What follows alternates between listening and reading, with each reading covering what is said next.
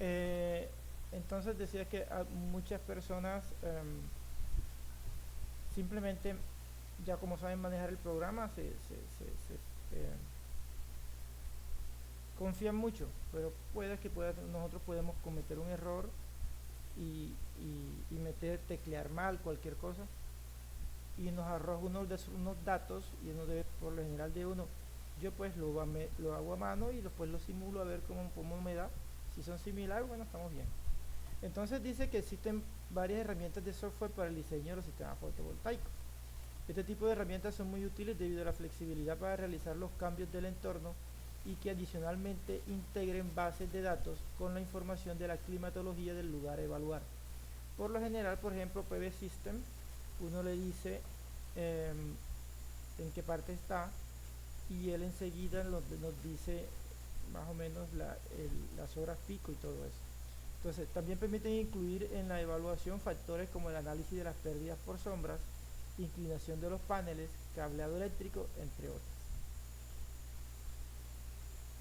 Aquí uno siempre le dice, pues, dependiendo del lugar geográfico, ya nosotros escogemos la inclinación, que habíamos dicho como antes, cuánto era la vez pasada.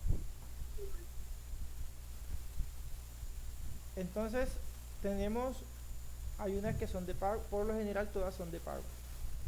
Hay unas que tienen un mes gratis, cosas por el estilo, y uno puede utilizarlas. Hay otras que son gratis, que están en la red, que se pueden hacer online. Entonces, las más utilizadas en el mercado actual son PV System, Homer Pro, Helioscope y Red Screen.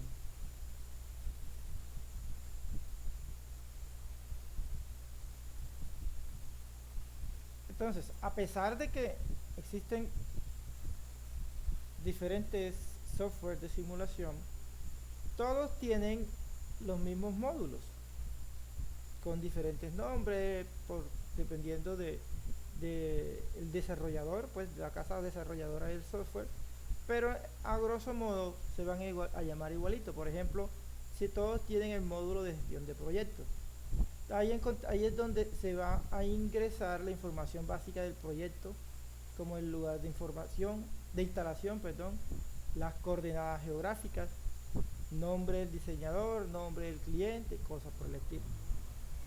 Entonces, condiciones del lugar.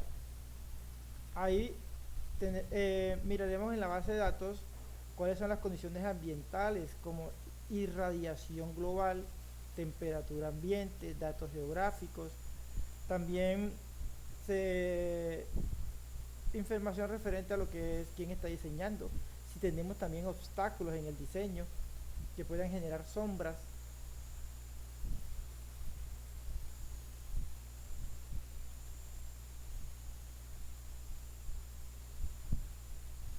También tenemos los módulos de diseño mecánico, que corresponde a los datos que genera el programa para la cantidad de ubicación óptima de los paneles solares a utilizar, teniendo en cuenta el área disponible y las pérdidas asociadas por sombreamiento e inclinación. El diseño eléctrico. En este se presenta la configuración o configuraciones recomendadas de cableado y equipos eléctricos para el correcto funcionamiento del sistema fotovoltaico. Los módulos de producción de energía, que corresponde al cálculo de los flujos de energía y a la energía eléctrica total que genera el sistema fotovoltaico, incluyendo las pérdidas. La producción energética se puede dar en valores diarios, semanales, mensuales u anuales. Por último, siempre también tienen un módulo de reporte.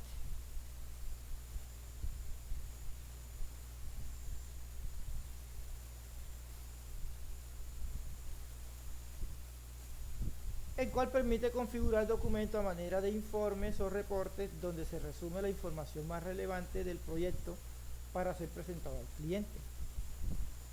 En algunas ocasiones, algunos programas permiten incluir un análisis económico de la inversión y la comparación entre varios proyectos diseñados por el mismo software. Dicho lo anterior, entonces miremos un pequeño video que nos resume todo lo que yo he dicho.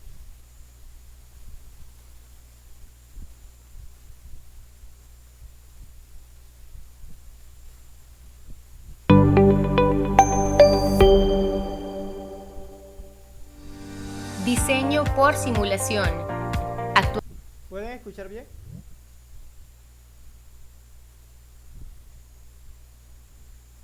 Sí, profe. Ok.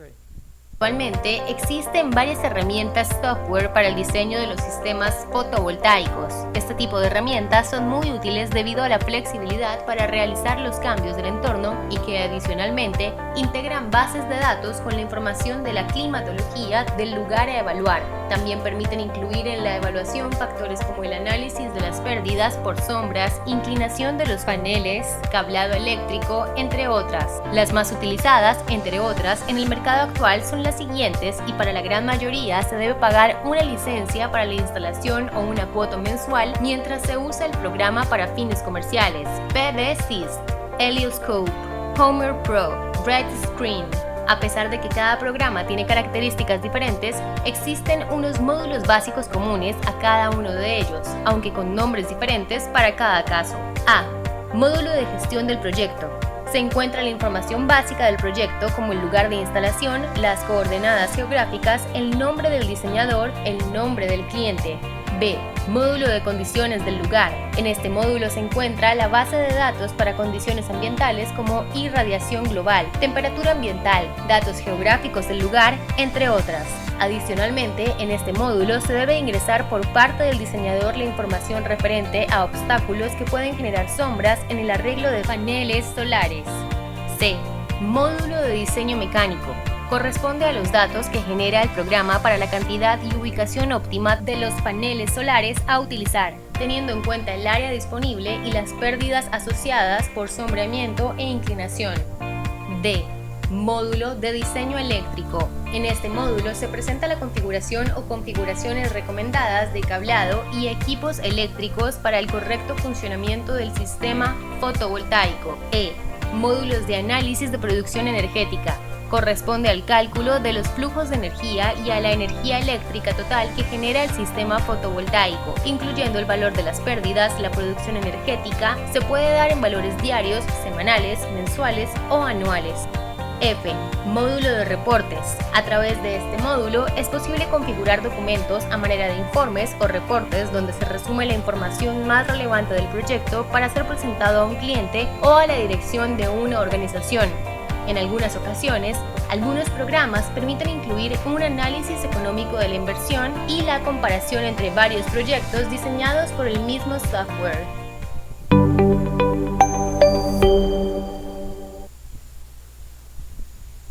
Listo.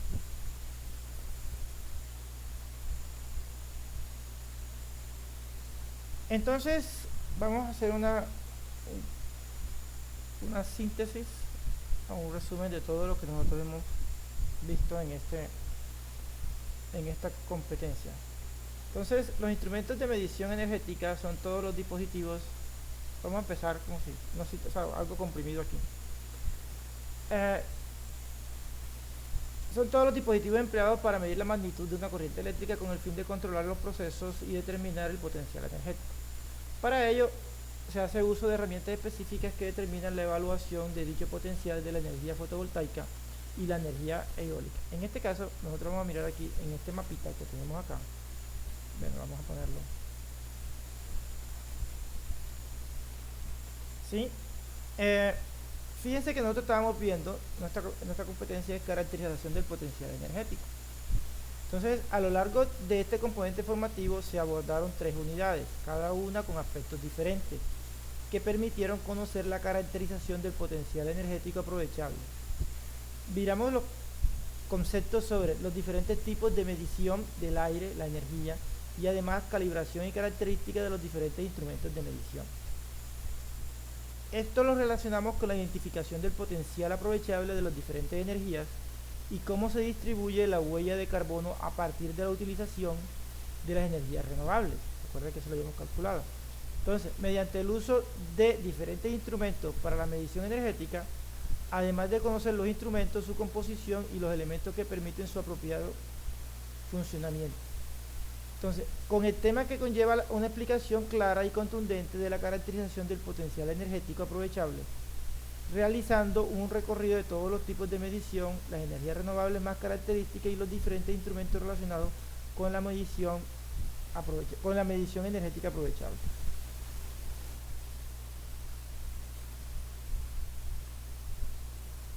Entonces ahí nosotros pues estamos viendo todo lo que hemos visto en este RAP, ¿no? Vamos a hacer un repaso de todos los sistemas de medida para que nos quede claro cómo son. Yo creo que de esto va a depender también otras entregas que ustedes deben hacer. Entonces, nosotros vimos lo que es la medición de presión y cómo funciona un manómetro.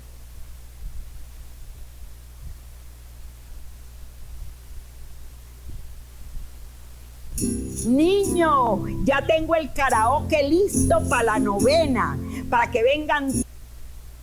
Hola amigos, en este vídeo quiero desmontar un pequeño manómetro de presión de aire para ver sus componentes y comprender su funcionamiento. Vamos a verlo.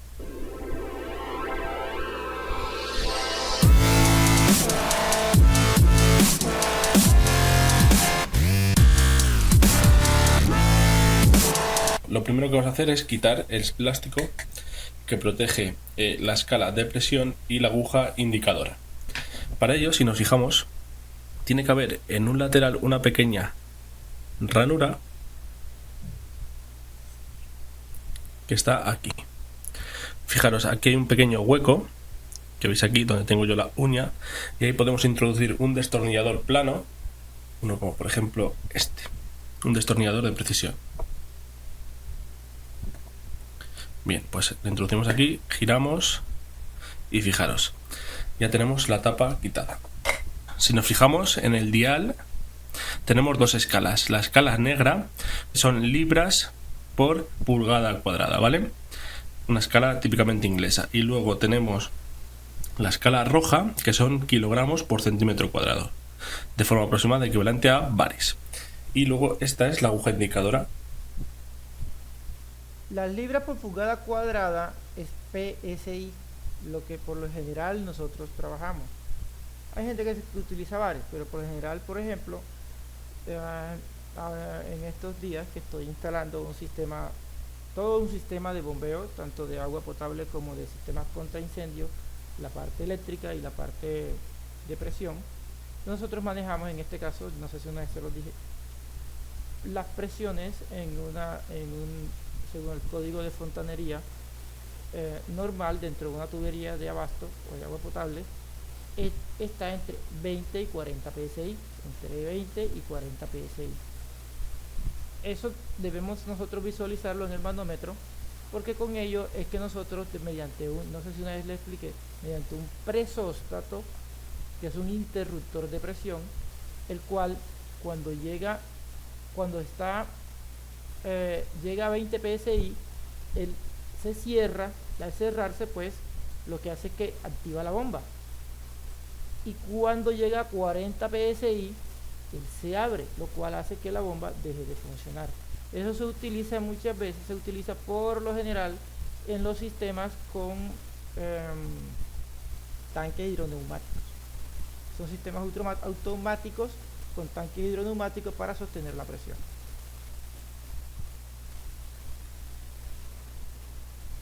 Que veis aquí que se desplaza por la escala cuando el manómetro está conectado a una fuente de presión y nos indica el valor de la presión, ya sea en la escala negra o en la escala roja, bares, kilogramos por centímetro cuadrado. Bien, aquí también tenemos un tope. Este tope para que la aguja no pueda retroceder más del cero, como veis aquí, y vamos a desmontarlo por la parte de atrás.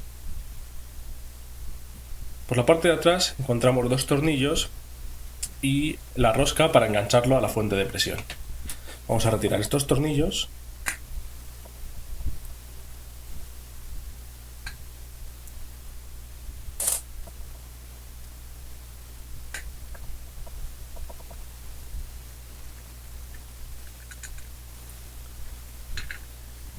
Bien, ya tenemos aquí el otro tornillo y esto ya sale con mucha facilidad hacia arriba. Bien, esta es la carcasa de plástico que protege al instrumento y como podéis ver aquí, la verdad que no tiene nada. Simplemente encontramos un tubo aplastado y al ver ahora que es un tubo aplastado que se conecta con la fuente de presión aquí, que va conectada también aquí, es un manómetro de tipo Bourbon. ¿Qué significa esto? Pues muy sencillo. Cuando nosotros introducimos, por ejemplo, aire a presión por aquí, el aire recorre también este tubo que está aplastado, aunque parece una lámina metálica, es un tubo aplastado. Ese tubo, con la presión del aire, sufre una expansión, así, con la presión del aire en el interior y cuando está relleno, sufre una expansión así, como os indico con el dedo, o con el destornillador, se movería en esta dirección, y lo que haría es mover la aguja indicadora, que está conectada con esto, fijaros. ¿Veis? La aguja, que es esta varilla metálica, está conectada aquí. ¿Qué pasa cuando nosotros tiramos de aquí? Que la aguja se mueve y nos indica una presión. Lógicamente el instrumento está calibrado, es decir, para una determinada presión aquí, ya sea de aire o de agua, de un fluido en general, se rellena este tubo aplastado, que insisto que no es una lámina, es un tubo, o sea, por dentro está hueco y se rellena con el fluido que estamos introduciendo aquí, provoca aquí una expansión, es decir, se mueve hacia arriba de forma proporcional a la presión del fluido que hemos introducido aquí. Y cuando se mueve, repito, fijaros, lo engancho aquí con el destornillador y tiro, la aguja se desplaza y nos indica la presión del fluido que tenemos en el interior. Al fluido al que esté conectado esta toma roscada, ¿vale? Es algo así de sencillo y tan genial, y se conoce como manómetro tipo Bourbon. Pues esto es todo, nos vemos en un próximo vídeo.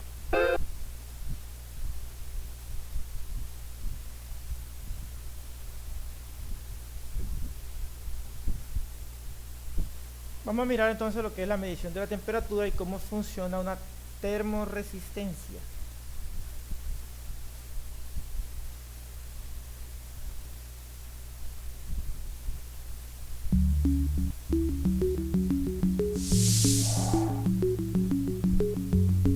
En la instrumentación industrial se utilizan diversos tipos de sondas de temperatura. Una de las más utilizadas es la termorresistencia. La termorresistencia mide la temperatura a través de una resistencia. El corazón de una termorresistencia es un sensor RTD de platino, cuyos valores de medición están definidos por una serie de normas. Si la temperatura cambia, la resistencia eléctrica en el sensor aumenta o disminuye, siguiendo una curva característica definida por la norma. Al medir la resistencia, la temperatura se puede determinar con mucha exactitud. Las termorresistencias están disponibles en diferentes clases de exactitud. Para las versiones estándares, si se aumenta la exactitud, se reduce el rango aplicable. También la elección entre un sensor estratificado o bobinado afecta al rango de medición de temperatura. De acuerdo con la norma IEC, las termorresistencias estándares con sensor RTD bobinado clase B se definen desde menos 196 grados centígrados hasta un máximo de 600 grados centígrados. Si las termorresistencias exceden o caen por debajo del rango de medición para el cual fueron diseñadas, los valores medidos comienzan a salirse de la exactitud especificada en el estándar, se desvían. El resultado de la medición ya no es exacto. Este efecto es más pronunciado en sensores estratificados que en los bobinados.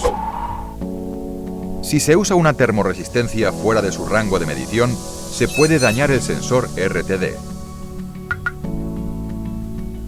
Tampoco se puede garantizar la exactitud de los valores medidos dentro de su rango.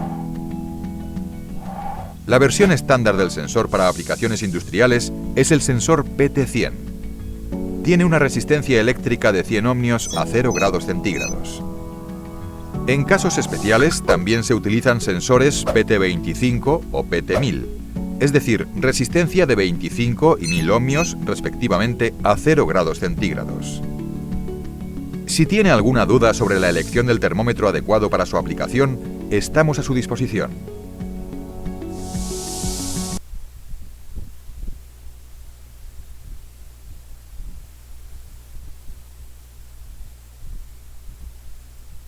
Miremos ahora cómo funciona el termopar. Ya lo habíamos visto nosotros. Hay un efecto ahí que yo creo que espero que no se les haya olvidado.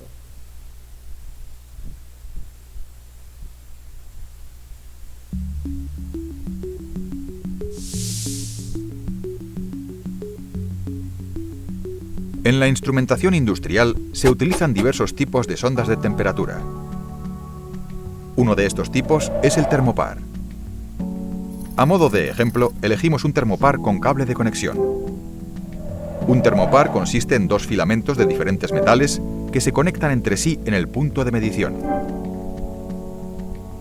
En principio, un termopar ya funciona si los dos cables solo se tocan en el punto de medición o si se enroscan entre sí. Sin embargo, para la mayoría de las mediciones industriales, solo se puede utilizar un termopar soldado, ya que tiene una alta resistencia a la vibración. Cuando la temperatura en el punto de medición aumenta o disminuye, la densidad de los electrones de los dos metales también cambia. Este cambio en la densidad de los electrones, es decir, la tensión, se mide en los extremos de los cables. Un termopar nunca mide la temperatura absoluta, sino que siempre mide la diferencia de temperatura entre el punto de medición y el punto de conexión. Por lo tanto, los termopares requieren la llamada compensación de la unión fría, que garantiza que la temperatura ambiente en los terminales de la unión fría no influya en el resultado de la medición. Para lograr tensiones térmicas lo más elevadas posibles, se emplean combinaciones especiales de materiales cuyas electronegatividades individuales sean lo más diferentes posibles. Los emparejamientos de metales comunes, menos costosos, producen un voltaje termoeléctrico más alto en comparación con los emparejamientos con metales nobles. Para ello también se pueden utilizar termopares nobles para altas temperaturas hasta 1700 grados centígrados.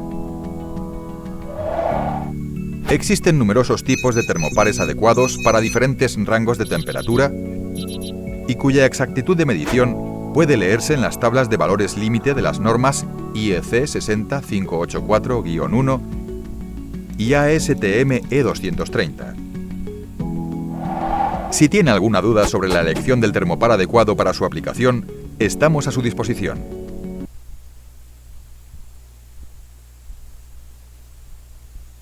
Siguiendo con la medición de la temperatura, es que era una forma de ver las mediciones mecánicas. Vamos a ver lo que es la medición de temperatura por infrarrojo.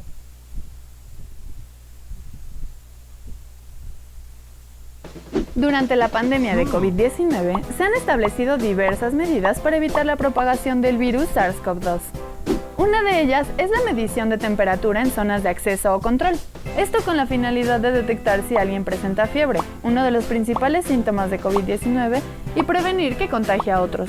El uso de termómetros infrarrojos evita el contacto entre personas, haciendo que las probabilidades de contagio al realizar el chequeo sean mínimas. Funcionan al medir el calor que irradian las superficies mediante un lente, un sensor que capta esta energía y un componente electrónico que traduce la señal detectada para mostrarla en pantalla. Todo esto en segundos. Ojo, no emiten ningún tipo de radiación hacia nosotros. Aunque algunos tengan una luz roja como guía para ver hacia dónde se apunta, no tienes de qué preocuparte. Esta luz no afecta la piel, los ojos y mucho menos las neuronas.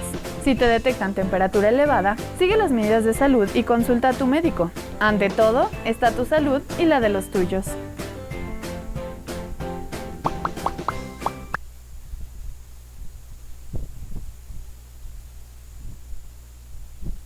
Pasamos ahora a lo que es la medición de nivel por medio de un transmisor de nivel RIT.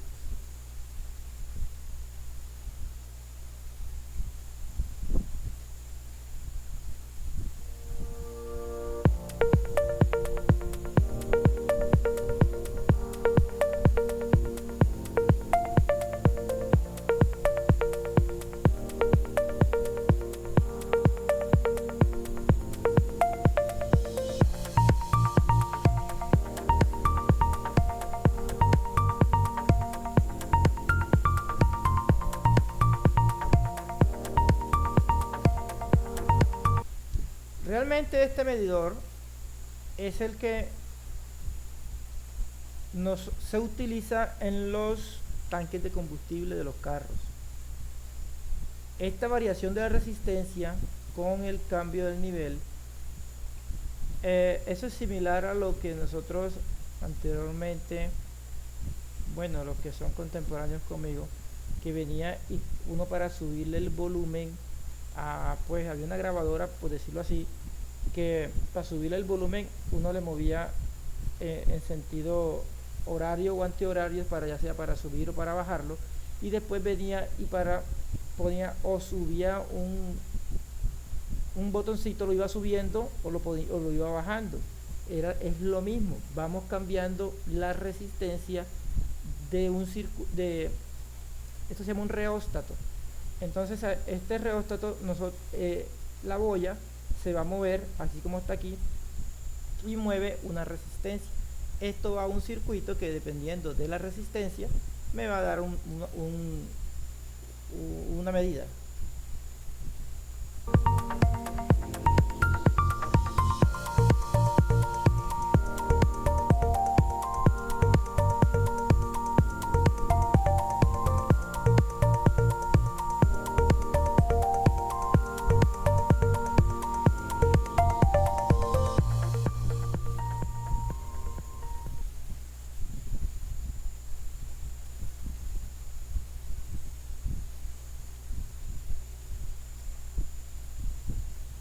Este es más conocido por todos, por lo general se utiliza en muchos tanques.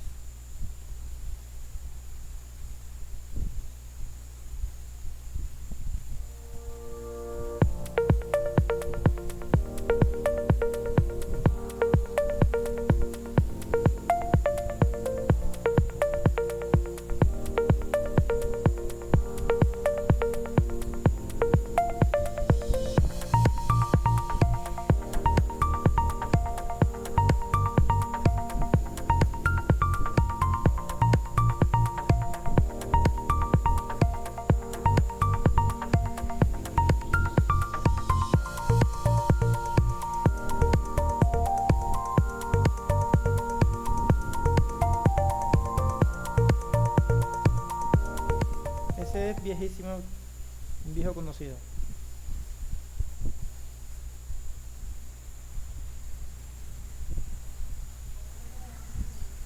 Una forma de medir por presión hidrostática.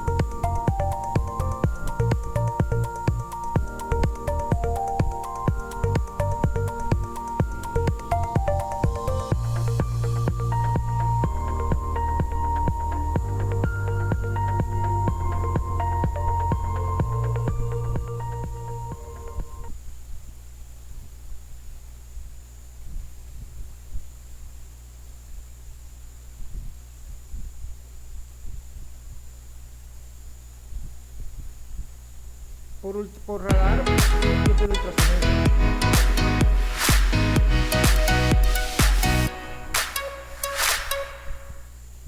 Hola, me alegro de que hayáis vuelto a nuestro canal. Hoy hablaremos de una cuestión que se plantea con mucha frecuencia.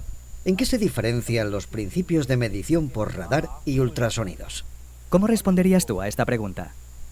Para explicar esto, primero debemos comprender cómo funcionan los dos principios de medición. Ambos principios de medición emiten ondas de ultrasonidos o radar que se reflejan en el depósito desde el producto. A continuación, la electrónica calcula la distancia a partir del tiempo transcurrido desde la emisión hasta la recepción. En realidad es como un murciélago, ¿no? La presa refleja las ondas de sonido y el murciélago capta estos ecos. Mediante las diferencias de tiempo, el cerebro detecta el entorno y determina a cuánta distancia están los insectos u obstáculos. Es increíble, ¿no? Definitivamente. Pero hay diferencias entre los dos métodos de medición, el radar y los ultrasonidos, porque la señal del radar viaja a mayor velocidad que las ondas de ultrasonidos. ¿Y por qué es importante esto? Lo principal es que lleguen, ¿no? Correcto. La velocidad realmente no importa, pero las ondas electromagnéticas del sensor radar ofrecen algunas ventajas con respecto a las ondas de ultrasonidos, ya que se propagan por el aire. Esto significa que todo lo que afecta al aire también afecta a la señal de los ultrasonidos. Exacto. Por ejemplo, el viento, la temperatura, los vapores o los gases. En esta animación se muestra claramente cómo el viento se lleva la señal de los ultrasonidos. Además, el radar es mucho más fiable si se producen adherencias debido al producto. Teniendo en cuenta todos los aspectos, el radar es la solución más fiable y eficaz. Si tenéis una aplicación para la que estáis buscando una solución, poneos en contacto con nosotros. Estaremos encantados de echarle un vistazo y encontrar juntos el instrumento de medición más adecuado. Gracias por vernos. Entonces, ¿cuál elegirían ustedes?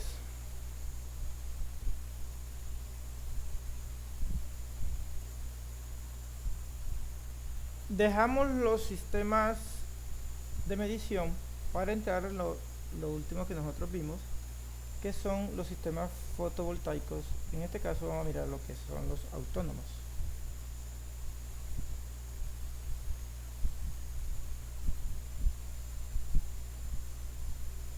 ¿Terminaste tu clase? Con Breve, pagas al instante. Elige transferir o pagar. Luego, transferir a una llave. Hola, en este capítulo vamos a conocer cuáles son los componentes de los sistemas fotovoltaicos, pero específicamente los sistemas autónomos. ¿Te interesa conocer más de energía solar? No se te olvide suscribirte al canal y activar todas las notificaciones. Apoya al canal dejando un comentario y un like. Y nos vemos entonces conociendo las características de los sistemas fotovoltaicos autónomos. Hola. Conozcamos cuáles son los componentes de los sistemas fotovoltaicos autónomos. Este capítulo está sacado de nuestro curso de sistemas autónomos. ¿Te interesa conocer más de este curso? Visita el enlace que está en la descripción del video. Nos vemos entonces para conocer cuáles son las descripciones y los de los componentes. Hola, vamos a conocer en este capítulo cómo van a funcionar o cuáles son los componentes de los sistemas autónomos fotovoltaicos. Así que pasemos a ver qué es lo que forma entonces un sistema fotovoltaico o cuáles son sus componentes. Acuérdense que en este caso estamos hablando de sistemas autónomos y no sistemas interconectados. Aunque muchas piezas son iguales, pues no todas son exactamente lo mismo. Y el primer componente o el más principal van a ser los sistemas fotovoltaicos, los módulos. Los módulos van a ser los encargados de convertir la corriente que viene de los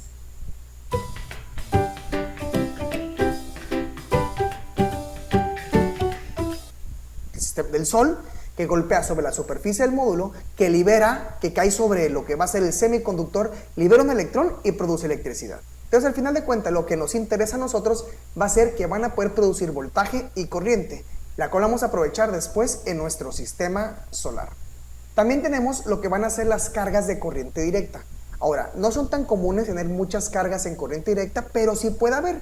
Por ejemplo, hay sistemas fotovoltaicos que son autónomos, es decir, que no cuentan con interconexión a la red, que van a ser, en algunas casas de Estados Unidos, tienen en el techo, son a dos aguas y se puede calentar mucho lo que va a ser el ático.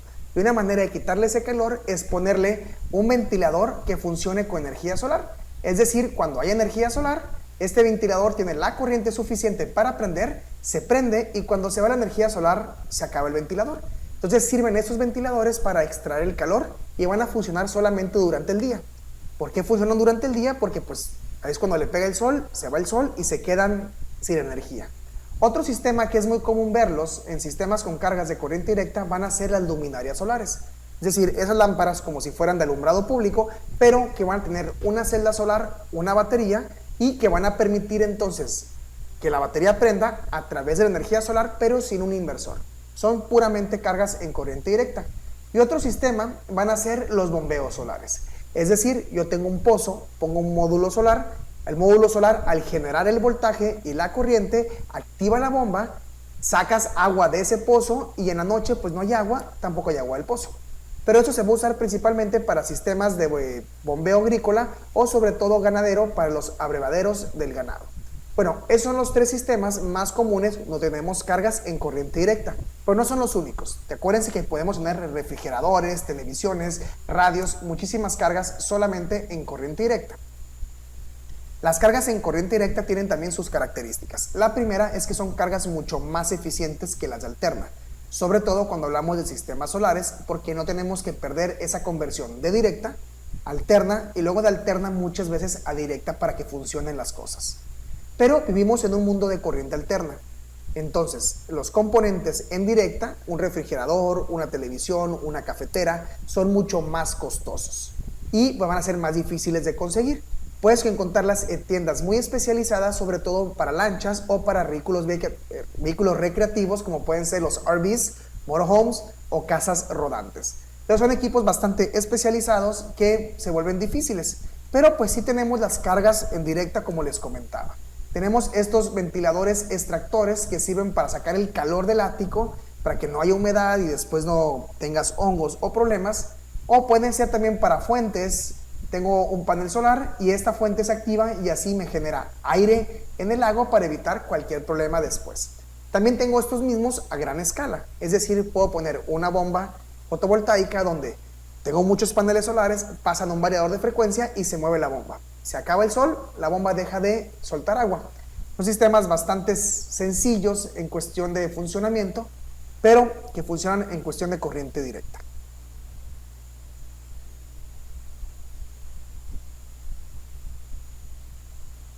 Tanto queso no saldrá de tu mente. Las arepas Sari tienen mucho queso. ¿Ya las probaste? Ahora, tengo baterías y reguladores de carga. La batería va a ser el equipo encargado de almacenar energía. Tenemos un capítulo especial que vamos a hablar de las baterías, pero también de los reguladores de carga o controlador de carga. El regulador o controlador se encarga de cuidar la batería. ¿Y cómo la vas a cuidar? Uno, no metiéndole demasiada corriente y no metiéndole demasiado voltaje. O no descargándola demasiado o no permitiendo que tenga demasiada temperatura. Esas son las cuestiones que va a cuidar el regulador o controlador de carga constantemente. ¿Y cómo es el esquemático de los sistemas de corriente directa con módulos fotovoltaicos? Pues tengo la energía solar que va a meter la energía al controlador de carga. El controlador de carga va a permitir cargar las baterías, pero también va a servir para descargarlas. Si el controlador de carga siente que la batería está demasiado baja, lo que va a hacer es que va a abrir el circuito y va a desconectar las cargas, para así proteger siempre las baterías y que no se dañen por un día de sobrecarga. Entonces tengo del módulo, pasa al controlador, del controlador a las baterías, de las baterías de vuelta al controlador cuando es necesario y del controlador se va hacia las cargas de corriente directa. Ese es uno de los funcionamientos principales que tiene el controlador. Muchas veces van a ver en... Por lo general, este sistema es el que se utiliza, pues yo tuve la oportunidad de trabajar con Ingiominas en lo que se llama la vigilancia volcánica. Entonces todos los sistemas de transmisión de las señales generadas por los diferentes sensores que tienen los volcanes utilizan este sistema. Nosotros le decíamos regulador. El regulador siempre va a proteger la batería. Siempre. Hay veces que el sistema no funciona y ya uno sabía que era que de pronto la batería estaba dañada. Siempre el regulador protege la batería, pues de hecho es lo más costoso. Entonces, así es que funcionan los sistemas autónomos de CC. En este caso, pues el ejemplo que estoy dando, él le decía daba ejemplos de ventiladores y esto, pero para muchas veces los sistemas de telemetría aquí en Colombia y en las diferentes entidades del estado utilizan esta configuración. Los controladores, un foquito. Este foco significa que aquí va la carga, acá van las baterías y de aquí va el módulo solar. Entonces las conexiones van a ser del módulo solar al controlador, del controlador a las baterías y del controlador hacia las cargas. La corriente va a fluir del módulo solar hacia el controlador, del controlador hacia las baterías, pero cuando haya demanda, pues de las baterías va a volver a salir la energía hacia el controlador y hacia la carga. Y esa es la ventaja de estos sistemas. Tengo que pueden funcionar durante el día, cargan la batería para hacer sacar la energía durante la noche. Obviamente, este es un sistema muy básico y es un controlador de carga también bastante básico. Puedo tener sistemas iguales, donde tengo controladores MPPT, que eso lo vamos a ver cuando lleguemos a los capítulos de controladores de carga. Entonces, del sistema solar pasa al controlador, del controlador a las baterías, y de las baterías puede salir hacia la carga. Esos sistemas son bastante sencillos y es el sistema solar más básico que tenemos. Esto, por ejemplo, es un sistema de iluminación de alumbrado público, donde tengo un todo en uno que puede ser una lámpara que tiene los módulos solares. Durante el día cargan unas pequeñas baterías y en la noche de esas baterías sale hacia la carga. Y el controlador de aquí tiene un horario que sabe cuándo activar o cerrar el switch hacia los focos. Este controlador es muy básico, es el que vemos muchas veces en las instalaciones, pues la verdad, muy sencillas.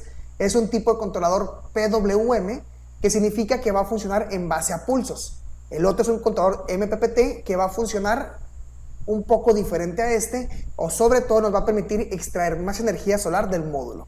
Pero esos son mucho más sencillos y al final son los que usamos en muchas instalaciones cuando son muy básicas.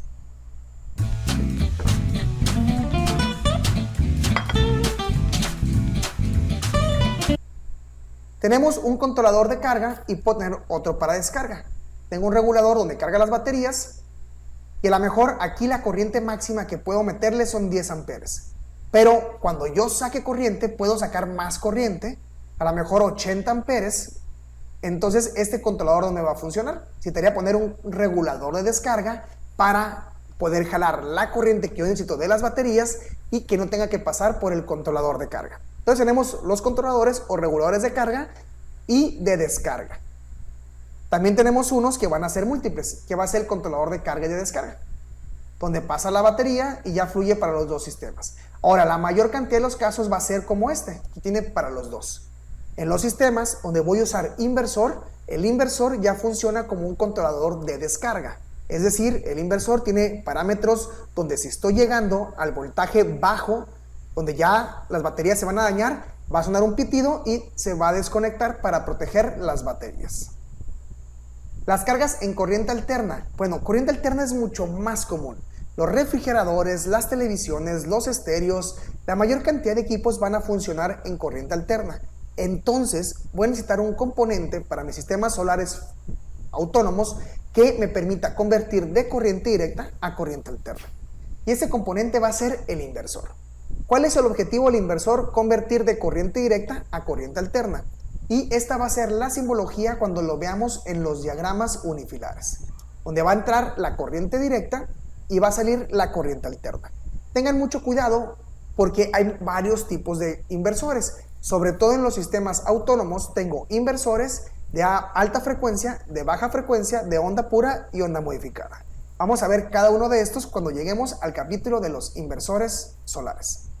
En un sistema autónomo que tenga corriente alterna, entonces van a ser prácticamente los mismos componentes, pero con un poco más. Va a pasar de los módulos solares al controlador de carga, del controlador de carga se va a almacenar en las baterías y de las baterías va a salir hacia el inversor y del inversor va a salir ya hacia el tablero de distribución. Esto lo vuelve un poco más complejo y un poco menos eficiente porque el inversor tiene su eficiencia, pero también consume energía solamente para funcionar. Entonces, aunque no tenga ninguna carga prendida, voy a estar consumiendo energía todo el tiempo. Obviamente, hay inversores que tienen sensores que si detectan que no tienen carga, se desconectan para no consumir baterías.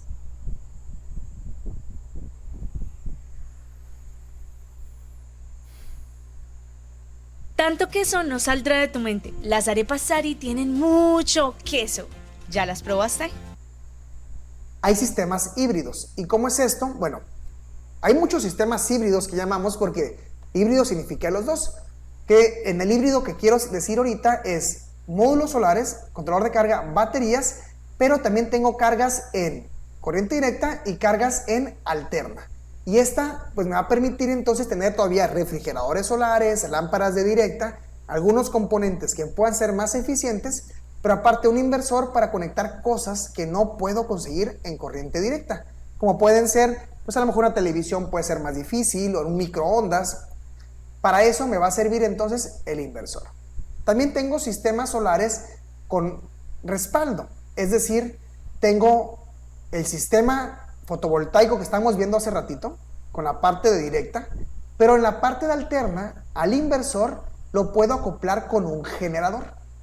¿Qué ventaja tiene esto? Que aquí, cuando tengan las baterías bajas, el inversor puede prender el generador y este generador eléctrico le puede proporcionar energía al inversor, alimentar las cargas de alterna, pero también cargar las baterías. Muchos de estos sistemas que permiten acoplarse a un generador, el inversor también trae un cargador, es decir, funciona como al revés. Y en vez de producir energía, consume para cargar las baterías. Y eso se vuelve muy eficiente porque me ahorra mucho dinero. En vez de hacer una instalación que sea 100% solar, me permite hacer instalaciones parcialmente solares. Es decir, a lo mejor el 80% del tiempo puede funcionar muy bien con energía solar y un 20% tendría que accionar el generador diésel. Pero me sale mucho más barato hacer eso que hacer una instalación que sea totalmente solar. Porque las cargas, pues al final de cuentas, van a funcionar día y noche, aun si fue un día nublado. Y si yo quiero que funcione todos los días, aun en días nublados, a lo mejor el banco de baterías tendría que ser 3 veces más grande. Y los módulos solares también a lo mejor 4 veces más grande, pensando en los peores casos. Pero si yo digo, oye, para los peores casos, voy a comprar un generador que solamente lo voy a prender un 20% del tiempo, me puedo ahorrar una gran inversión en sistemas solares. ¿Dónde no puedo hacer esto? Bueno, en lugares donde sea muy difícil llevar la gasolina o el combustible para que sea un sistema híbrido. Ando imaginándome un poco exagerado un satélite. Un satélite no puedo decir, oye, es que va a ser 80% solar y 20% con gasolina, porque pues simplemente...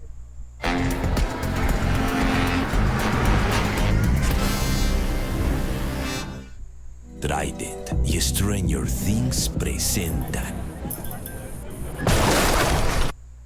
No va a ser posible. Y también tenemos sistemas que van a funcionar híbridamente con sistema de red pública. Entonces tengo el arreglo fotovoltaico que pasa al regulador, a las baterías, al inversor cargador y este está conectado con un subpanel de corriente alterna. Es decir, unas cargas solamente van a estar conectadas al inversor.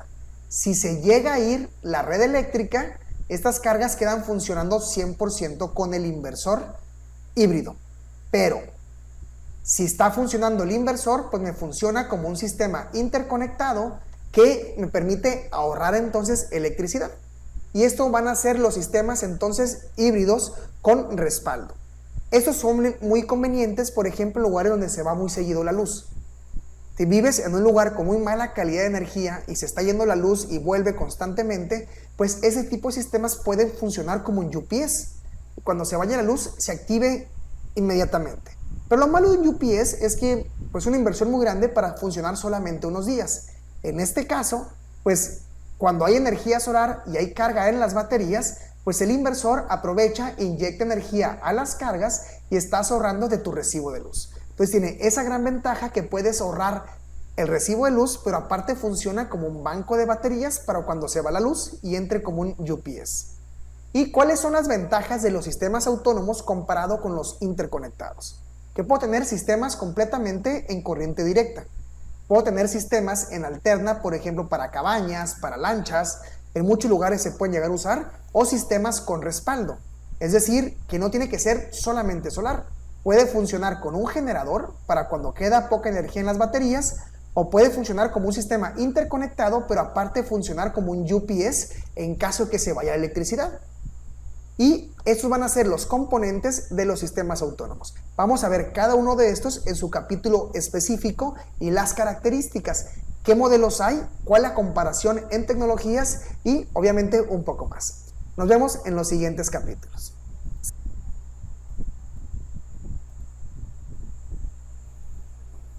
Bueno chicos, ya ahí nos explicaron lo que es todo lo que yo les había dicho por acá.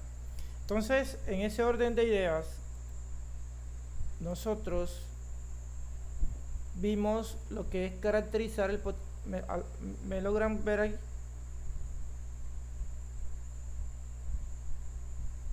Hello. Ok. Bueno, ya vimos lo que eran clasificar los recursos energéticos de acuerdo con su aprovechamiento, impacto ambiental y contexto, que era el RAP 1. Hoy damos por terminado lo que es caracterizar el potencial energético, que es nuestro resultado de aprendizaje 2. Caracterizar el potencial energético aprovechable del entorno de la organización de acuerdo con el procedimiento técnico de energía renovable. Entonces nosotros empezaríamos con el RAP 3, que sería viabilizar el aprovechamiento de fuentes de energía renovable de acuerdo con necesidad y normativa. Entonces, chicos, voy a mirar este fin de semana las evidencias que ustedes han enviado y ahí vamos realimentando cada uno de ustedes. Cuéntenme cómo van con eso y si tienen alguna pregunta. Profe, bueno, tengo una pregunta con respecto al rap que acabamos, bueno, a los rap que acabamos de mirar. No sé, nosotros vamos a profundizar, digamos, en esa parte de energías renovables, energía solar, fotovoltaica puntualmente hablando, vamos a profundizar en el transcurso del programa. No. ¿O fue lo que ya vimos de eso es lo que, digamos, como tiene que ver con lo de energía solar fotovoltaica?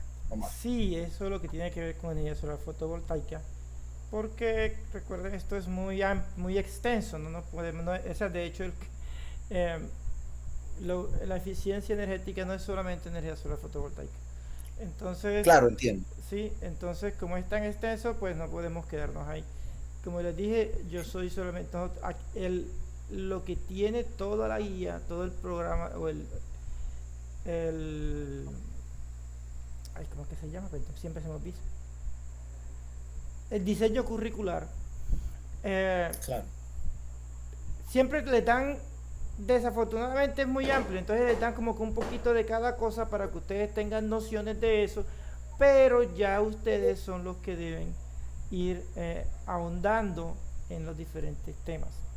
Como si se dieron cuenta, yo les expliqué, pues les alcancé a hablar de lo que son, por algo que nosotros vemos las diferentes clases de medida, porque fíjense que si ustedes, en este caso, pues el sistema que yo estoy montando, fíjense que tiene uno que saber de qué, de hidráulica un poquito, tiene uno que saber de lo que es manejo de las presiones, si fuera temperatura debe saber cómo se maneja un termopar, y así sucesivamente, porque es de la única forma de que nosotros siempre miremos dónde podemos ahorrar y cómo podemos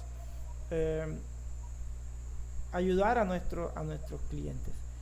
Pero nosotros somos los que debemos ahondar en ello, porque yo sé que tiene mucha tela que cortar, entonces, y desafortunadamente no podemos ahondar más en ello.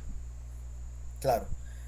Profe, yo lo decía porque algo que me parece importante y que pues me gustaría conocer, bueno, como dice usted, ya esto lo hace uno por su lado, lo hacemos todos por su lado, era porque no vimos la parte, por ejemplo, de elección de protecciones.